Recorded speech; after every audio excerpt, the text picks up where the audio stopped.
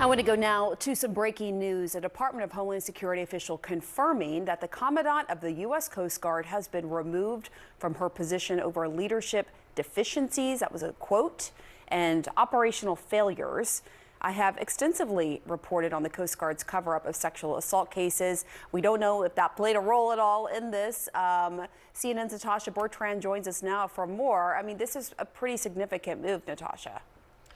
It is, Pamela, if not just because it really shows that this could be a sign of things to come in terms of how President Trump and his administration deal with military leaders that they feel are perhaps focusing too much on diversity and inclusion initiatives, which is one of the stated reasons, according to this DHS official, why Admiral Fagan was relieved of her duties as Commandant of the Coast Guard. Now, we did ask the Department of Homeland Security for reasons why she was relieved, and they did send us a list that included things like failure to address border security threats, prioritization of those DEI initiatives, which Secretary of Defense, future Secretary of Defense, if he is confirmed, Pete Hegseth has said is going to be one of his priorities in removing from the department once he does get installed here, as well as Operation Fouled Anchor, which is that investigation into sexual assault and sexual abuses committed at the Coast Guard Academy that was covered up by the Coast Guard beginning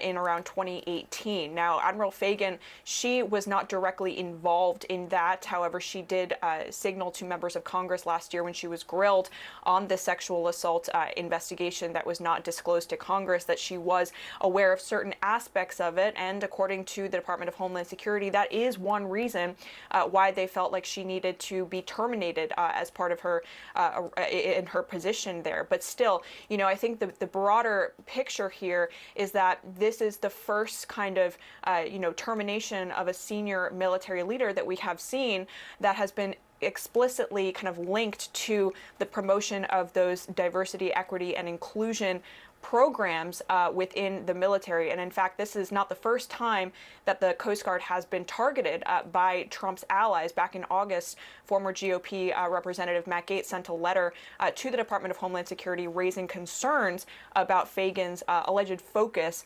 on these initiatives over, for example, other more important things like, he said, recruiting and focusing on interdicting drugs at the borders. Senator, thank you so much for coming on. First, your reaction to some of these actions. Go ahead.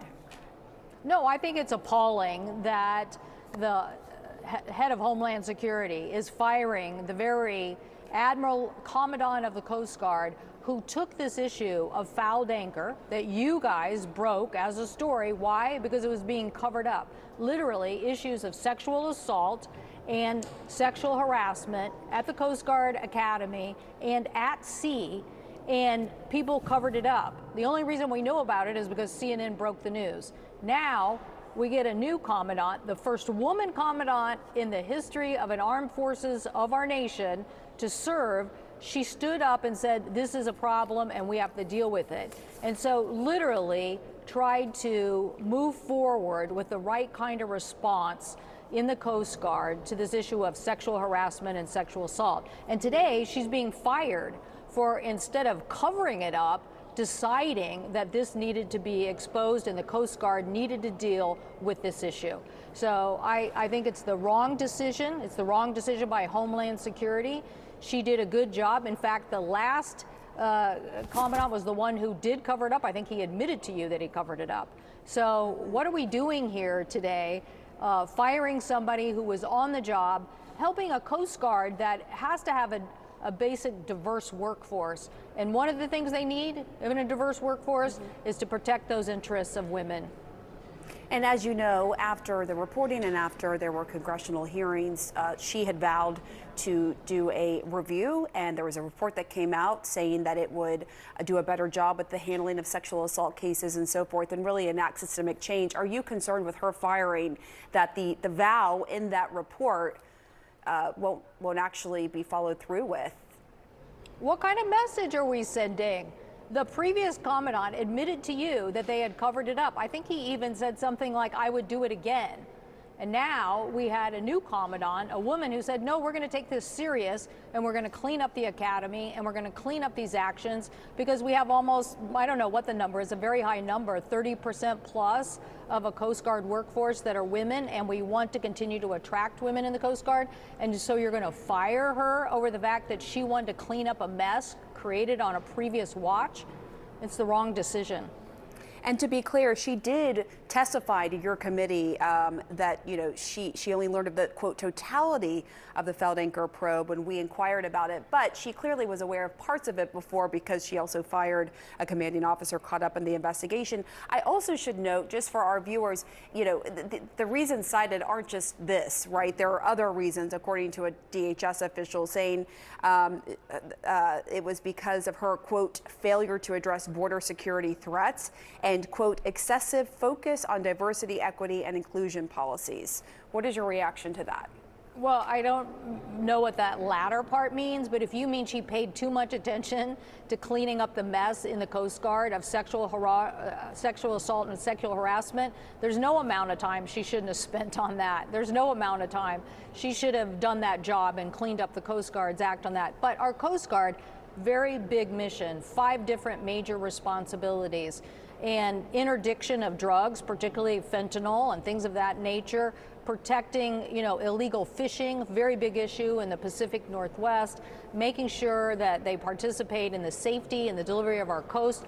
So I do not want to see a commandant serving, you know, every new administration coming in and firing a commandant. You need a continuity of service in the Coast Guard that is really important. And I'm not saying you can't fire somebody. I'm simply saying what is the reason here that this is being done. And I would say people didn't like the fact that she was cleaning up the Coast Guard on this issue of sexual assault and sexual harassment. You think that's the reason? I don't know why else you make that decision today.